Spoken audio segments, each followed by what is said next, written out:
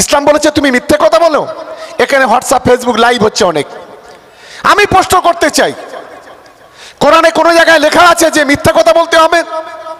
হাদিসের কোনো জায়গায় লেখা আছে যে আমি পীর সাহেব বলে আমি মিথ্যে কথা বলবো, আমার সবকিছু গুনাহ মাফ আছে? আমি এই প্রশ্নটা করতে চাই। প্রতিদিন প্রতিনিয়ত মিথ্যা কথা বলে একজন পীরের ছেলের নাম করে আজকের কালিমা লিপ্ত করতে চাইছে। বিজেপির দালালতি করছেন আপনি। লক্ষ্য একটাই, বাংলার সংখ্যালঘু ভোটটাকে যদি 2%, 4%, 5% কেটে নিয়ে বিজেপির হাতটাকে যদি শক্তিশালী করা যায়, এটাই হচ্ছে মূলত আপনার লক্ষ্য।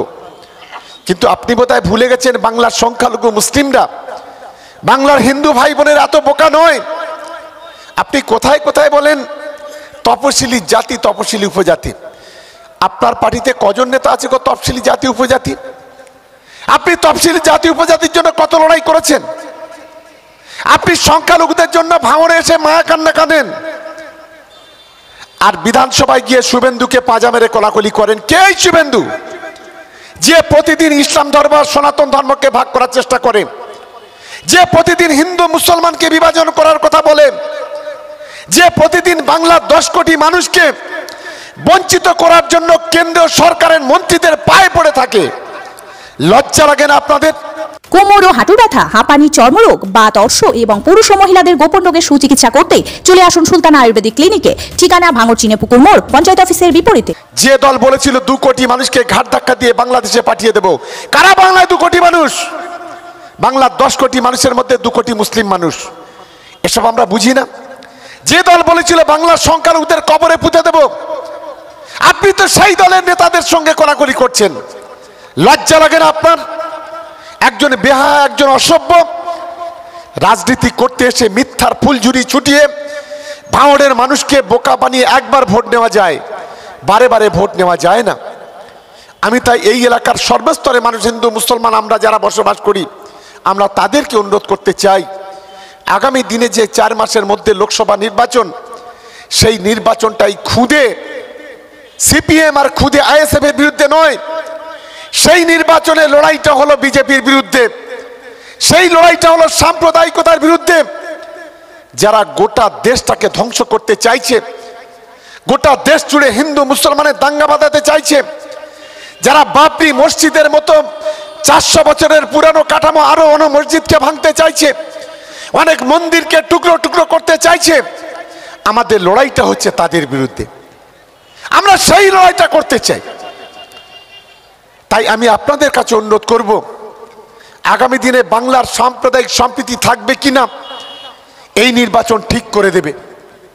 আগামী দিনে বাংলার হিন্দু মুসলমানের ঐক্য মজবুত হবে কিনা এই নির্বাচন ঠিক করে দেবে। আগামী দিনের বাংলার সংখ্যালঘুরা তাদেরকে ঘাট ধাক্কা দিয়ে পাকিস্তান, বাংলাদেশ কিংবা শ্রীলঙ্কা পাঠাবে কিনা এই নির্বাচন ঠিক করবে। এটা আমাদের প্রথম মাথায় রাখতে হবে। বিশেষ করে সামনে নির্বাচনটা আমাদের কাছে অত্যন্ত কঠিন নির্বাচন। এই নির্বাচনে আমাদের একটাই লড়াই, 42টা সিটের মধ্যে 42টা তৃণমূল কংগ্রেসকে জেতাতে হবে। এই লক্ষ্য, এই মানসিকতা নিয়ে আমাদের এগোতে হবে। এই খুদে নওশাদ শুনলাম নাকি ডায়মন্ড হারবারে দাঁড়াবে। আমি আজকে এখানে বলে যাচ্ছি, ডায়মন্ড হারবারে ওকে আমন্ত্রণ জানাচ্ছি। আমিও ডায়মন্ড হারবারের সাতগাছিয়া বিধানসভার পর্যবেক্ষক। যদি ওর হিম্মত থাকে, বুকের পাটা থাকে, একবার ডায়মন্ড হারবারে দাঁড়াক। এটা ভাঙড় নয়। মানুষকে বোকা বানিয়ে ভোট নিয়েছিলেন, মানুষ অনেক জেনেছে। যদি ডায়মন্ড হারবার থেকে ওর যদি জামানত না জব্দ করতে পারি, যেদিন ভোট গণনা হবে তারপর দিন আমি রিজাইন দেবো। আমি আজকে এখানে কথা দিয়ে যাচ্ছি। আবার কালকে কি রিপাবলিকে একটা খবর দেখলাম, সিপিএম নাকি ওর সমর্থন করছে না, ও সিপিএম এর সঙ্গে আর সংসার করবে না, ওর সংসার নাই, ত্যাগ করে দিয়েছে। বলছে ডাক শুনে কেউ না আসে রে, একলা চলে রে। আবার গতকাল শুনলাম, আবার আরেকটা নাটক দেখলাম, এই এলাকার নাকি একটা সময় একটা বাঘ ছিল, বড় বাঘ, তুষার ঘোষ। বাঘ এখন চুল্লু বান গায়, চুয়া বান গায়। সেই চুয়া গতকালকের এখানে এসেছিল।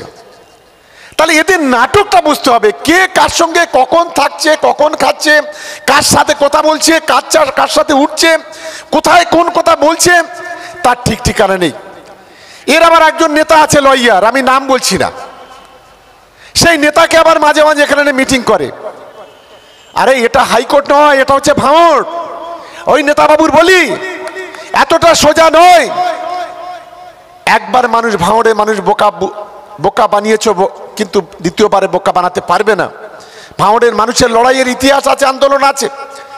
2006 সালে কোটির বামপন্থীরা গোটা রাজ্য জুড়ে যখন নিরঙ্কুশ সংখ্যাগরিষ্ঠতা অর্জন করে যখন রাজনীতি করছে, সেই সময় আরাবুলদাকে এই ভাঙড়ের মাটি থেকে জিতিয়েছিল এই ভাঙড়ের মানুষ।